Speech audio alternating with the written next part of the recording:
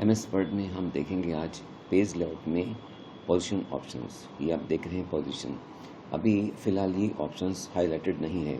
इसका एक रीज़न है क्योंकि इसमें अभी हमने कोई टेक्स्ट नहीं लिखा है और ना ही हमने कोई पिक्चर इंसर्ट की है।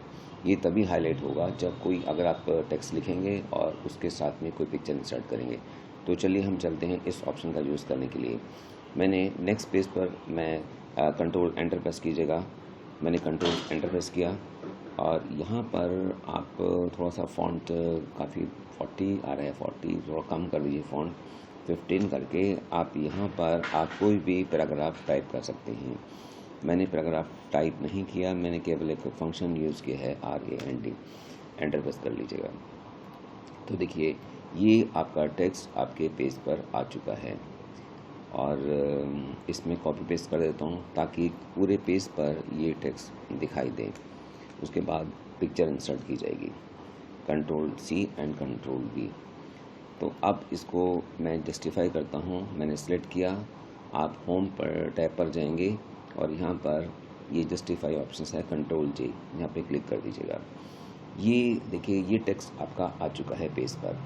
अब अगला स्टेप क्या लेना है आपको कि एक आपको पिक्चर इंसर्ट करनी है। उसके लिए आप इंसर्ट टैब में जाएंगे। इंसर्ट टैब में आने के बाद में क्लिप आर्ट से भी आप पिक्चर इंसर्ट कर सकते हैं। मैंने क्लिप आर्ट पर क्लिक किया और इसमें से कोई भी पिक्चर आप ले लीजिएगा। फ़िलहाल सिलेक्टेड है आपका एनिमल, तो मैंने यहाँ पिक्चर इंसर्ट किया रैबिट। ये रैबिट आ चुका है आपके सामने। अब इस पिक्चर को यदि आप चाहते हैं कि लेफ़्ट साइड में वर्टिकल टैब में आपका जो हॉरिजॉन्टल है आपका लेफ़्ट साइड में पिक्चर आ जाए, तो उसके लिए इसको मैं क्लोज़ करता हूँ फ़िलहाल क्लिप आर्ट को। उसके लिए आपको पिक्चर को सेलेक्ट करना है और पोजीशन पर जाना है। तो यहाँ देखिए कि कुछ फ्रेम्स आपके सामने आ रहे हैं। सेम आपको जैसा पिक्चर को इंसर्ट करना है उसी फ्रेम पर आपको क्लिक करना है। जैसे लेफ़्ट साइड में पिक्चर लेनी है तो आप यहाँ पर इस पिक्चर को देखिए, मैंने कर्सर रखा ही है, तभी ये पिक्चर आपकी लेफ़्ट साइड में आ चुकी है आपकी पिक्चर। अगर आप लेफ़्ट साइड में चाहते तो इस फ्रेम पर क्लिक कर दीजिएगा और अगर आप मिडिल में चाहते हैं तो ये मिडिल में पिक्चर सेंटर में आ जाएगी आपका टॉप पेज पर। और अगर आप राइट साइड में चाहते हैं तो ये राइट साइड। तो एक तरीके से जो वर्टिकल टैब है वो तो है आपका टॉप और इस वक्त जो पोजीशन है, और जो हॉरिजॉन्टल टैब है वो है आपका राइट। अगर आपको वर्टिकल मिडिल करना है यानी पेज के बीच में करना चाहते हैं लेफ़्ट साइड में, हॉरिजॉन्टल लेफ़्ट साइड में, तो आपको ये सिलेक्ट करना है। यदि आप इसको मिडिल चाहते हैं कि पेज के बीच में पिक्चर आ जाए तो आप यहाँ पर क्लिक कीजिएगा। अगर आप राइट हैंड साइड पर चाहते हैं हॉरिजॉन्टल तो राइट हैंड साइड में।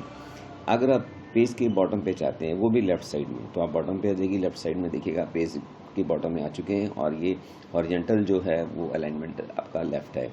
अगर आप चाहते हैं कि सेंटर में आ जाए, पेज के सेंटर में, यानी वर्टिकल अलाइनमेंट आपका बॉटम और हॉरिजॉन्टल आपका सेंटर। अगर आप चाहते हैं राइट साइड में भी पिक्चर चली जाए तो आप इसका यूज़ कर सकते हैं।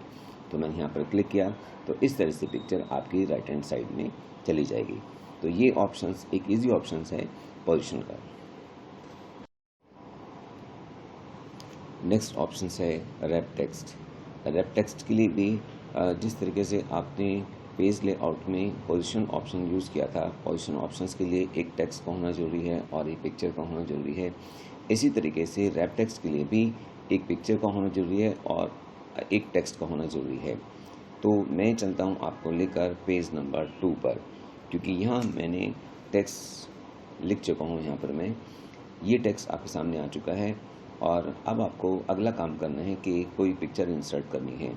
पिक्चर इंसर्ट करने के लिए आप इंसर्ट में जाएंगे आप, और यहाँ से आप क्लिप आर्ट को मैंने क्लिक किया और यहाँ पर कोई भी एनिमल की पिक्चर आप ले लीजिएगा। इसको मैं क्लोज़ कर देता हूँ स्क्रीन को। तो ये पिक्चर आपकी टॉप पेज पर जा चुकी है। अगर इस पिक्चर को अगर आप मूव करना चाहते हैं, यहाँ पर जहाँ पे आपका कर्सर आप देख पा रहे हैं, तो कभी कभी पिक्चर मूव नहीं हो पाती, ये फिक्स हो जाती है। जैसे कि अगर अभी मैं इसको मूव करना चाहूँगा तो ये मूव नहीं हो पाएगी पिक्चर आपकी। ये देखिएगा, जहाँ पर जिस प्लेस पर मैं चाहता हूँ यहाँ पर आ जाए पिक्चर राइट हैंड साइड पे, तो राइट हैंड साइड पर नहीं आएगी पिक्चर, ये लेफ़्ट में जा रही है। तो उसके लिए यदि आप पिक्चर को फ्री करना चाहते हैं तो आप देखिएगा गाइस कि जब आप किसी पिक्चर को सेलेक्ट करते हैं तो उसका एक टैब्स आपको यहाँ दिखाई देगा, पिक्चर टूल। आपको यहाँ पर क्लिक करना है। क्लिक करने के बाद में रैप टेक्स्ट सेम ऑप्शंस आपके सामने आ जाएगा। आपको यहाँ पे क्लिक करना है।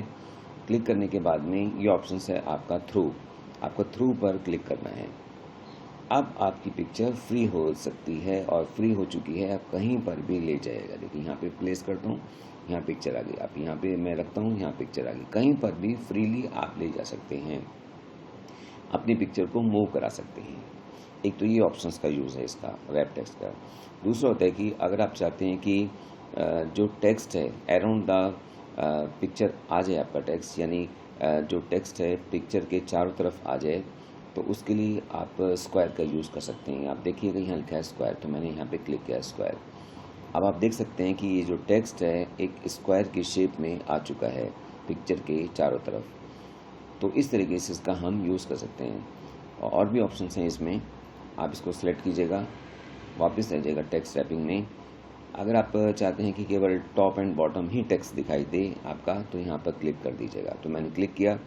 अब आपका जो टेक्स्ट है वो टॉप एंड बॉटम में ही आप देख पा रहे हैं। इसको मैं चाहे तो फ्री कर सकता हूँ पिक्चर को। देखिए यहाँ पे ये टॉप एंड बॉटम पे ही आपका टेक्स्ट फ्लो हो रहा है। दूसरा है कि यदि आप अपनी पिक्चर को टेक्स्ट के पीछे आप करना चाहते हैं तो आप यहाँ पर क्लिक कर दीजिएगा बिहाइंड द टेक्स्ट। तो देखिएगा ये जो पिक्चर है आपकी ये टेक्स्ट के पीछे जा चुकी है और टेक्स्ट आपका पिक्चर पर आ चुका है। तो इस तरीके से आप इन ऑप्शन का यूज़ कर सकते हैं। एक ऑप्शंस और है आपका, आप इसको वापस पिक्चर टूल पर क्लिक कीजिएगा और रैप टेक्स्ट पर आप यहाँ पर क्लिक कीजिएगा और ये है आपका टाइट। तो ये बहुत जो आपका जो टेक्स्ट है ये पिक्चर के बहुत करीब करीब दिखा देगा। जैसे आप देख पा रहे हैं मैंने क्लिक किया टाइट पर, तो ये टेक्स्ट आपका बहुत करीब आ चुका है। जबकि स्क्वायर में ऐसा नहीं होता। स्क्वायर में क्या होता है कि एक शेप बन जाती है आपकी, तो बेटर रहेगा आपका स्क्वायर में करना ही ठीक रहेगा आपका। तो मैं स्क्वायर को क्लिक कर देता हूँ, ये स्क्वायर शेप हो गई आपकी। दूसरे कुछ डेकोरेट करने के लिए कुछ चीज़ें हैं, आप इसको यहाँ पे यूज़ कर लीजिएगा। तो पिक्चर में थोड़ा सा शेड आ जाएगा, आपका पीछे कलर आ जाएगा। यहाँ पे क्लिक कीजिएगा। आप ये अगर आप सर्किल के रूप में चाहते हैं पिक्चर, तो यहाँ पर क्लिक कर दीजिएगा। तो पिक्चर आपकी इस वे में दिखाई देगी। थोड़ा क्लियर नहीं हो पा रही है, मैं चेंज कर देता हूँ इसको। यहाँ पे क्लिक कर दीजिएगा तो ये शेप आपकी बदल गई पिक्चर। अगर आप फ्रेम चाहते हैं इसमें, और इस तरीके से आप मैंने इसको सेलेक्ट किया रैप टेक्स्ट, और यहाँ पर आप पिक्चर जो स्टाइल है कोई भी स्टाइल ले सकते हैं। अब मैंने यहाँ पे स्टाइल को क्लिक किया और ये स्टाइल की पिक्चर की स्टाइल आपकी इस तरीके से हो जाएगी। ये भी ठीक नहीं है पिक्चर की, इसको नॉर्मल रख लेते हैं, चलिएगा। यहाँ पे क्लिक करना है आपको और ये आपकी नॉर्मल स्टाइल हो गया पिक्चर। तो इस तरीके से हम रैप टेक्स्ट का यूज़ कर सकते हैं। अगला ऑप्शन है सेंड बैकवर्ड। ये जो ऑप्शन है आपका पेज लेआउट में सेंड बैकवर्ड, अब ये हाईलाइट नहीं है क्योंकि इसके लिए ग्राफिक्स का होना जरूरी है, किसी पिक्चर का होना या किसी शेप का होना जरूरी है, तब ये ऑप्शन हाईलाइट होगा। तो चलिए हम एक पिक्चर इंसर्ट करते हैं। इसको मैं डिलीट करता हूँ, कंट्रोल ए एंड डिलीट। और यहाँ पर कोई शेप्स आप ले लीजिएगा। मैंने इंसर्ट पर मैं गया, उसके बाद आपको शेप पर क्लिक करना है। कोई भी शेप ले लीजिएगा और इसको ड्रैग कर लीजिएगा और एक शेप और लीजिएगा इसमें। इंसर्ट शेप पर आने के बाद में एक और शेप लीजिएगा, इसको ड्रैग कर लीजिएगा। इसको मैंने ड्रैग किया इस पर, ये देखिएगा। इसको और साइज़ चेंज कर लीजिएगा। इसको आप यहाँ रख लीजिएगा इस पर स्क्वायर पर, और एक और शेप ले लीजिएगा इसमें। शेप इस बार कुछ और चेंज कर देते हैं शेप को। मैंने ये शेप ली और इसको भी ड्रैग कर लीजिएगा, कंट्रोल Z, और इसका साइज़ चेंज करना है आपको। इसको साइज़ चेंज किया तो आप देख पा रहे हैं। आप इसको क्लियर करने के लिए मैं कलर चेंज करता हूँ इसमें, ब्लैक कलर, और ये कलर आप कोई और रख लीजिएगा, रेड कलर कर दीजिएगा इसको, और ये आपका है ब्लू कलर। तो अभी आप देखिएगा कि सबसे टॉप पे जो है फर्स्ट नंबर पे वो आपका ब्लैक स्क्वायर आ रहा है, उसके पीछे एक रेड सर्किल है और उसके पीछे एक ब्लू रेक्टेंगल है। अगर आप चाहते हैं कि आपका जो ब्लैक स्क्वायर है, ये जो ब्लैक शेप है, ये रेड के पीछे चली जाए, रेड शेप के पीछे, तो आपको ड्राइंग टूल पर यहाँ क्लिक करना है और आपको जाना है सेंड बैकवर्ड में। सेंड बैकवर्ड के साथ में आप देख पा रहे हैं यहाँ पॉइंट्स, आपको इस पॉइंट पर क्लिक करना है। ये आप देखिएगा सेंड बैकवर्ड्स, आपको ये ऑप्शंस क्लिक करना है। सेंड बैकवर्ड, सेंड बैकवर्ड का मतलब एक एक स्टेप पीछे जाएगा आपका। तो अगर आप इसको क्लिक करते हैं सेंड बैकवर्ड्स, तो ये रेड के पीछे जाएगा। मैंने क्लिक किया इसको, ये देखिएगा ये रेड के पीछे जा चुका है। अगर आप चाहते हैं कि ये ब्लू के पीछे चला जाए, तो एक बार दोबारा आपको उसको सेलेक्ट कीजिएगा और सेंड बैकवर्ड के उसी पॉइंट पर जाना है और ये आपका send back, send to back. Send to back जब आप क्लिक करेंगे तो आपका सबसे लास्ट में यानी ब्लू का जो रेक्टेंगल है, ब्लू रेक्टेंगल के पीछे ये चला जाएगा रेड। मैं आपको दिखा देता हूँ। यहाँ पे इसको एक एरो की से आप लेके जाइएगा और क्योंकि थोड़ा सा माउस की प्रॉब्लम आ रही है इसलिए मैं एरो की के थ्रू आपको बता रहा हूँ इसमें कि अभी ये जो है सेंड टू बैक हमने किया था। तो सेंड टू बैक में आप देख सकते हैं कि ये आपका ब्लू शेप के पीछे चला गया है। ये गाइस आप देखिएगा ये सबसे पीछे जा चुका है। तो सेंड टू बैक का मतलब है बिल्कुल लास्ट में जंप कराने के लिए। अगर आप इसको फ्रंट में लेके आना चाहते हैं तो आप इसको कीजिएगा सेंड फॉरवर्ड या ब्रिंग टू फ्रंट पर क्लिक कर सकते हैं। तो क्लिक कीजिएगा तो ये सबसे फ्रंट में आ चुका है आपका। तो इस तरीके से आप इसका यूज़ कर सकते हैं। Send to back, send backward, ये जो ऑप्शन है आपके। सेंड बैकवर्ड में स्टेप बाय स्टेप पीछे जाएगा आपके ऑब्जेक्ट के। सेंड टू बैक का मतलब डायरेक्ट जंप कर जाएगा। और नेक्स्ट है guys send behind the text. अब ऐसा होता है आपका कि कभी कभी आप कुछ टेक्स्ट टाइप करते हैं, इसको मैं डिलीट कर देता हूँ। आपने कुछ टाइप किया टेक्स्ट, मैंने किया रेज्यूम। अब इस पर एक शेप बना लीजिएगा। मैंने क्लिक किया शेप, इंसर्ट शेप और इसको आप कवर कर दीजिए शेप से।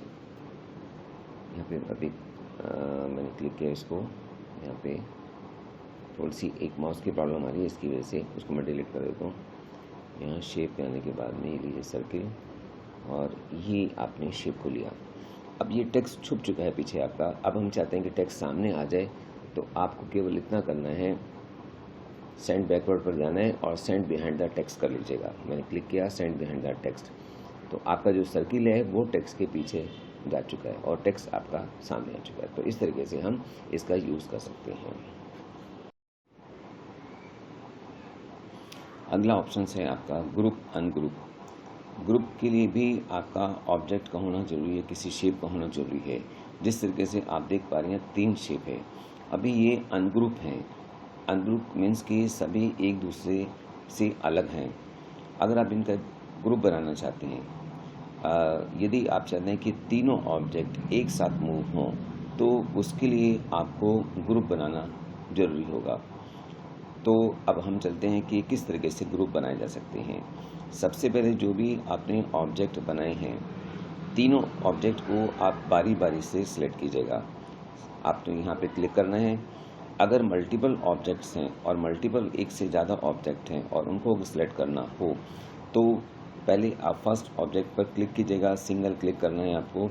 उसके बाद में कंट्रोल की प्रेस करनी है और दूसरे ऑब्जेक्ट पर क्लिक कीजिएगा। मैं दूसरे ऑब्जेक्ट पर क्लिक किया तो देखिएगा ये भी सिलेक्ट हो गया। और उसके बाद में थर्ड जो ऑब्जेक्ट है आपका, यहाँ पर भी इस लाइन पर क्लिक कीजिएगा तो आपका तीनों ऑब्जेक्ट आपके सिलेक्ट हो गए हैं। अब आपको केवल ग्रुप बनाना है। ग्रुप बनाने के लिए आप देख पा रहे हैं आपका ड्राइंग टूल। यदि आप किसी भी ऑब्जेक्ट को आप सिलेक्ट करते हैं तो यहाँ पे एक टूल दिखाई देगा जो कि ड्राइंग टूल है आपका। यहाँ पे क्लिक कीजिएगा और क्लिक करने के बाद में आप देखें यहाँ पे ग्रुप आ रहा है आपका। इस पॉइंट पर आपको क्लिक करना है और यहाँ से आप सिलेक्ट कर लीजिएगा ग्रुप। अब ये ग्रुप बन चुका है। तो ये देखिएगा ये फ्रेम आ गया आपके तीनों ऑब्जेक्ट के चारों तरफ। अब आप किसी भी ऑब्जेक्ट को आप मूव करते हैं तो आपके तीनों ऑब्जेक्ट आपके मूव होंगे आपके। मैं अभी दिखाता हूँ आपको मूव करा के। यहाँ पर सेलेक्ट कीजिएगा